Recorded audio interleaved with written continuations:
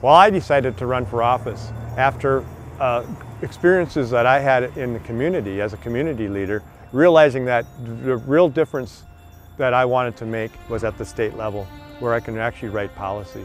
But it really all started way back when my kids were starting school. And it was suggested to me by my wife that I should use some of the time that I had found to be extra, since I had developed my business and built my business to a place where I could find an hour here and there, to actually volunteer in the schools.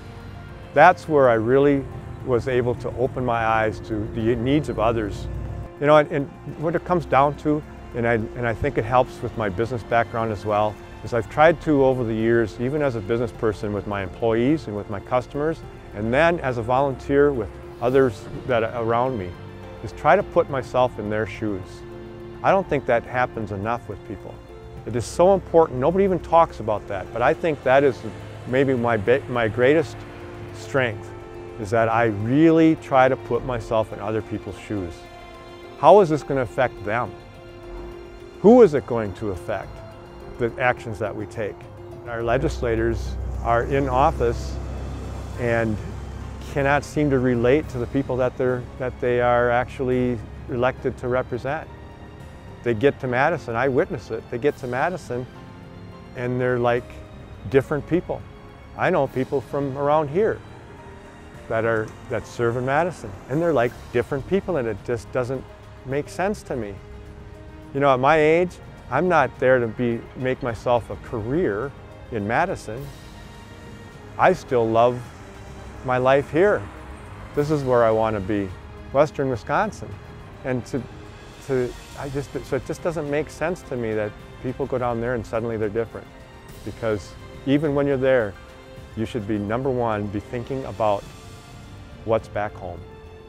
What is back home? It's your children, it's your family, it's your friends, it's the environment that you love, it's why you choose to live here.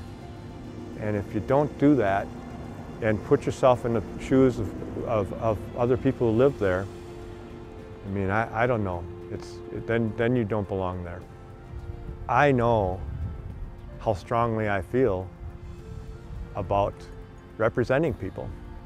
I take it very seriously.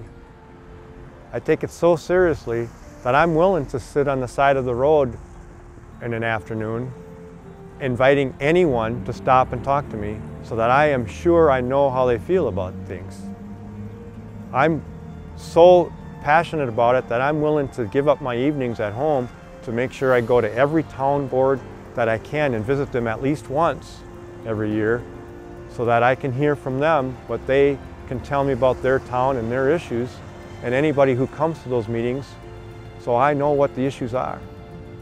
I just know that a true representative is somebody who is listening, really listening, not just telling people they're listening.